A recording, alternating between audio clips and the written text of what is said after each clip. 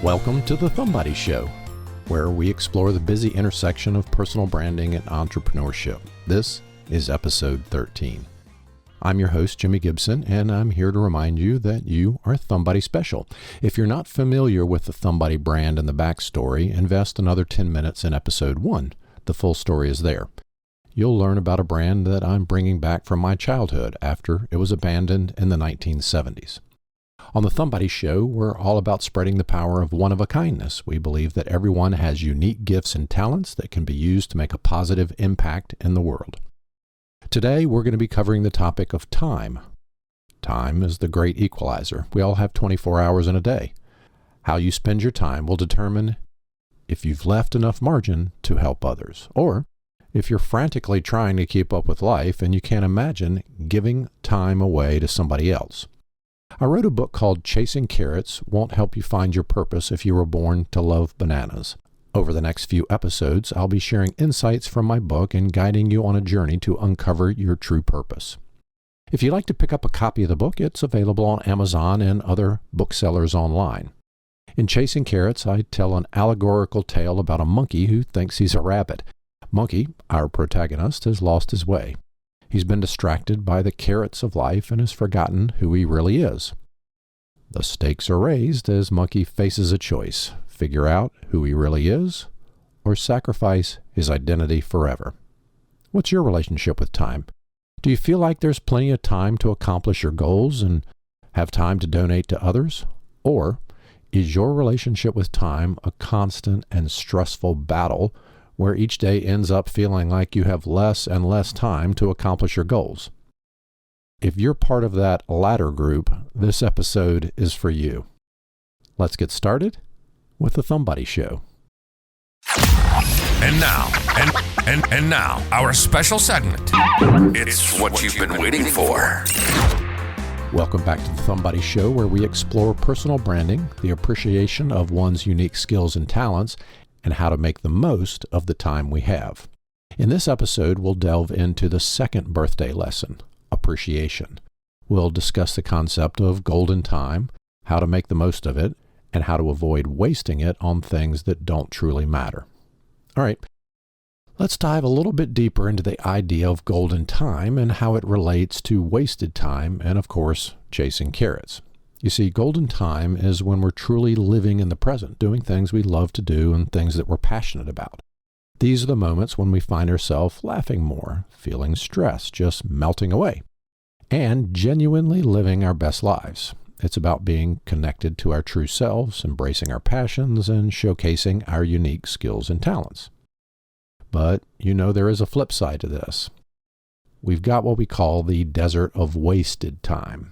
This is when we let precious moments slip through our fingers, getting caught up in unproductive or even harmful pursuits. And let me tell you, the dangers of wasted time are nothing to scoff at.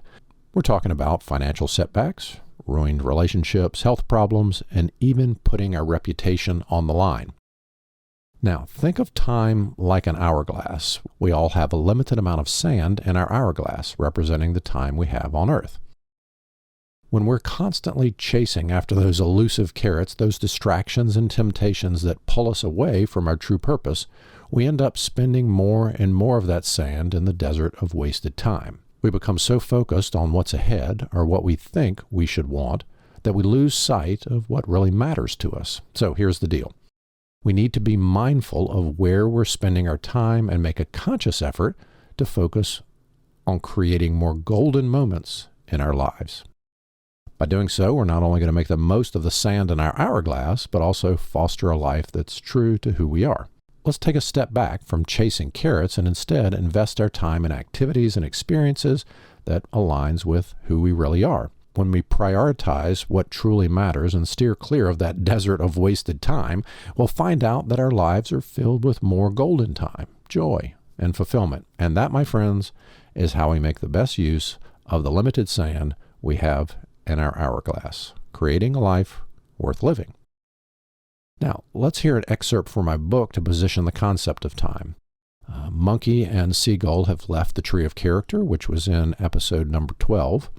Now, that lush grass is now turned into a desert, and they've entered the desert together, Monkey and Seagull, or, as Monkey thinks right now, that he's a rabbit. They encounter a robot alone in the desert. It's somebody's story time.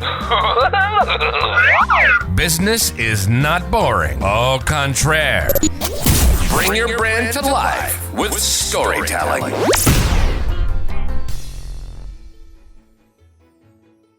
Robot, don't give us a textbook version. What is the true meaning of time? Asked Seagull. The smoke on top of Robot's head swirled as he said, "Wind blows and comes back, the sun rises and falls, round and round time goes. Streams flow to rivers and rivers to the sea is never full, and rain returns to fill the streams. Round and round time goes," Robot continued. "Eyes can never be full of seeing or ears full of hearing. The things to come follow the things that have already passed." "Any questions, Rabbit?" Seagull asked. "Those are the things I can't control," I said. "Precisely," said Robot. "If you can't control big time, what makes you think you can control small time?" Seagull asked. "Speaking in magician's terms, trying to control small chunks of time is only an illusion. Have you ever tried to force water to boil?" I never thought of it that way. Days turned into weeks, and I couldn't make time stop. "Today's my birthday. I blinked and I was a year older." I don't want to sound depressing, but how many birthdays do I have left? Robot fiddled with a button on his chest and then started to sculpt sand so fast he was covered in a cloud of dust. My lips wouldn't close tight enough to keep the crunchy taste out of my mouth. Seagull stood and watched. Robot finished, but it took a few seconds for the sand cloud to settle. "Impressive," I said.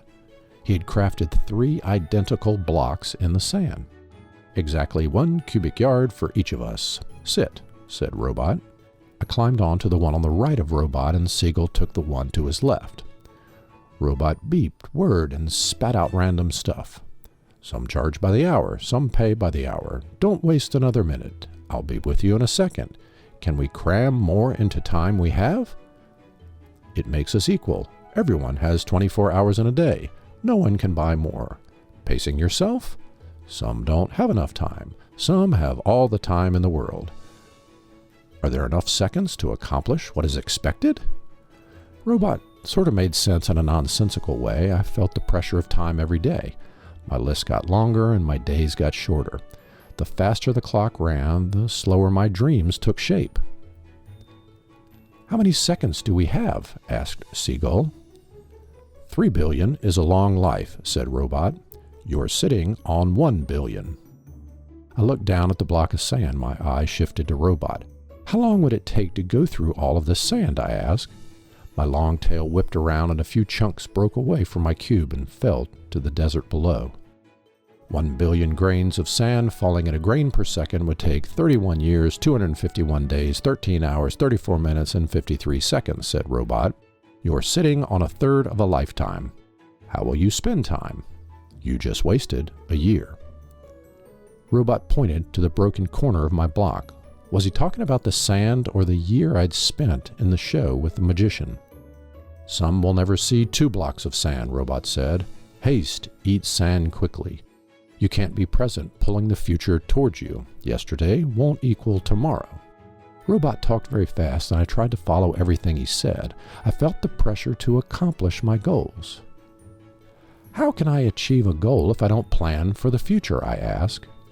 Seagull jumped into the conversation. Don't live in the future and forget about today. Do what you need to do today, and tomorrow will take care of itself. Robot pulled a neatly wrapped box out of the blue smoke bubble on top of his head. A silver bow circled the yellow box, and it was a work of true perfection. Had he measured each loop with surveying equipment? Why was he giving me a present? Open, said Robot. I didn't want to be obvious about it, but I gently shook the box as I untied the bow to try to guess what was inside. I lifted the lid and was disappointed. An empty box? You can't be serious, I asked. As I turned the box over, I felt a tight and painful grip on my forearm. Robot forced the box upright again. You have wasted enough time, said Robot. Why was Robot angry about giving me an empty box? You need to cherish what you have received, said Seagull. You're in the desert of wasted time. Each grain of sand you see is a moment in time that someone will never get back. Time squandered on bad choices and selfish pursuits. The grains are time away from loved ones, time spent holding on to the past, and time spent agonizing over the future instead of living in the present. Seagull's voice pierced the wind, and I could hear the words in a way I hadn't heard before. Is there really something in the box? I asked. A moment of truth, Robot said. I looked again and saw it, one simple grain of sand sitting at the bottom of the box. A moment of truth? I asked. A time comes when your heart knows time does not stop, said Robot. Seagull jumped into the conversation. Those who pass through the narrow gate don't always know what to do with their sand. A moment of truth can show you that purpose. You'll know when it comes. The sisters say carrot time is the best. Where does carrot time fit in? I asked. Robot moved his arm and pointed to the horizon. This desert is carrot time. It is fleeting, self-centered, unsatisfying, and meaningless time. It blows faster than any other time, goes nowhere, and makes loved ones cry. You'll never find enough carrot time. Robot blinked his mechanical eyes as if to punctuate that last point. Robot was right. The faster I chased time, the faster it blew away. Robot then handed me a small hourglass. He helped me place my tiny gift in the upper chamber and sealed it shut. The light beamed off that one small speck as I dropped it into my bag. Seagull buried his right foot in the sand and started to move it from side to side. His webbed foot flicked grit everywhere. Got it, he said. Seagull pulled another green bottle from the sand, popped the cork, and kicked out the paper inside. Birthday lesson number 2. You are not in control of time, so appreciate every moment as perfect time. Sand is limited. Use it well. Seagull handed me the paper.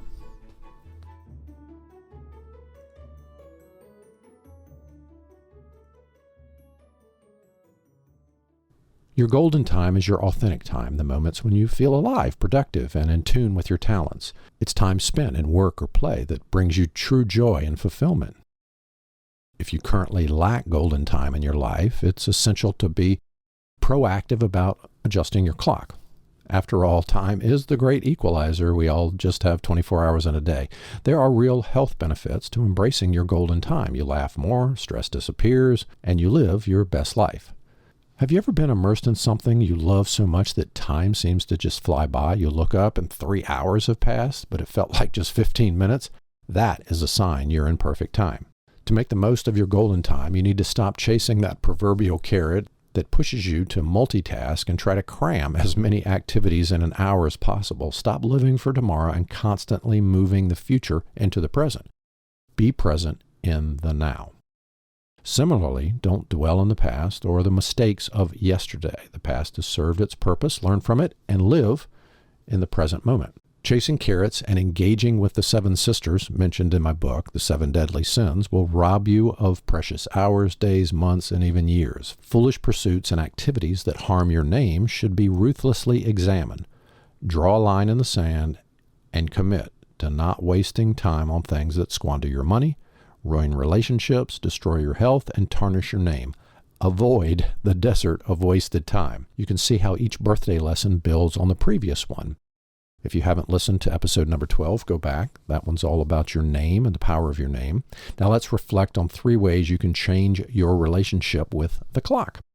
Number 1, prioritize what truly matters. Focus on activities and relationships that align with your values, bring you joy, contribute to your personal growth. 2, eliminate distractions. Identify time wasters and eliminate or minimize them so you can dedicate more time to the things you truly care about. 3, practice mindfulness. Engage fully in the present moment, appreciating the time you have and how you choose to spend it. Now, I want you to think about activities that make you lose track of time. These are things you've maybe neglected for years and you miss them. Name 3 activities you crave and desire the opportunity to get lost in them more often. So like number 1, perhaps it's a creative hobby like painting or writing or playing a musical instrument. 2, maybe it's a sport or physical activity that keeps you fit and energized. 3, it could be spending quality time with friends and family, building lasting relationships, deepening your connections. Now I want you to name 3 things that you're going to have to stop doing to change this behavior. Maybe you need to cut back on social media, mindless scrolling, which can actually eat up hours of your day without providing any real value. Set some boundaries with work and other obligations so they don't move into your personal time and activities that you love. And you're probably going to need to make a conscious effort to really focus on living in the present. Don't dwell in the past or constantly worry about the future. By making these changes, you can create more golden time in your life and truly appreciate every moment. Remember, your sand is limited. Use it well.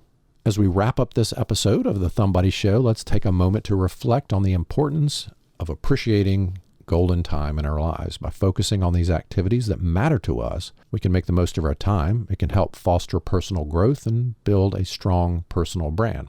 I hope you'll join me in embracing your golden time and making intentional choices about how you spend your days. Now, just think, as you prioritize what truly matters and eliminate distractions, you're going to feel more alive, more productive, in tune with your unique skills and talents, which is what we're about on the Thumb Buddy Show. And I just want to thank you for joining us on this episode. So in the next episode, we're going to continue our journey exploring more valuable lessons to help you appreciate your uniqueness and make the most of your time. And until then, remember the value of your name and cultivate your personal brand through intentional actions, focusing on what matters and staying in golden time. Be sure to subscribe to The Thumb Buddy Show on your favorite podcast platform so you don't miss upcoming episodes. We'd like to hear your thoughts, questions, feedback. You can contact us through social media, through an email. Thank you for listening, and we'll see you next time on The Thumb Buddy Show. That's a wrap. Thanks for tuning in. Before you go, here's our rule of thumb from today's episode. Ooh, a thumb tip.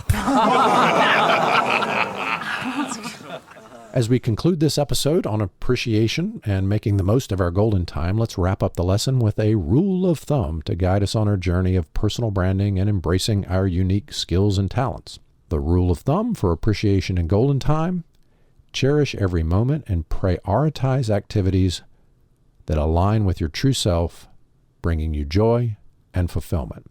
The rule of thumb serves as a reminder to focus on what really matters in our life. Actively seek out and engage in those activities that make you feel alive and connected to your authentic self. By living in accordance to this rule of thumb, we can create more golden time in our lives and appreciate the limited time that we have. So as you go about your day, keep this rule of thumb in mind and make intentional decisions about how you invest your time. Focus on cultivating your personal brand through meaningful experiences, deepening your connections, and nurturing your unique skills and talents. By doing this, you're going to make every moment count. Your name will be associated with positivity, growth, pursuit of your passions. Remember, sand is limited. Use it well. Let this rule of thumb guide you on your path to personal growth and living a fulfilling, authentic life. Until next time, thanks for joining us on The Thumb Buddy Show. Ready to become a part of the most exclusive club around? Wow, really? The Thumb Buddy Club is where it's at. As a member, you'll get a membership card. Oh yeah, be a part of the global community of Thumb Buddies and receive a super secret weekly club newsletter. Wow! But that's not all. We've got a bag full of tricks coming throughout the year. Just go to I'mThumbBuddy.com to sign up. And the best part? It's totally free and worth every penny. Don't miss out on this amazing opportunity. Join the Thumb Buddy Club today.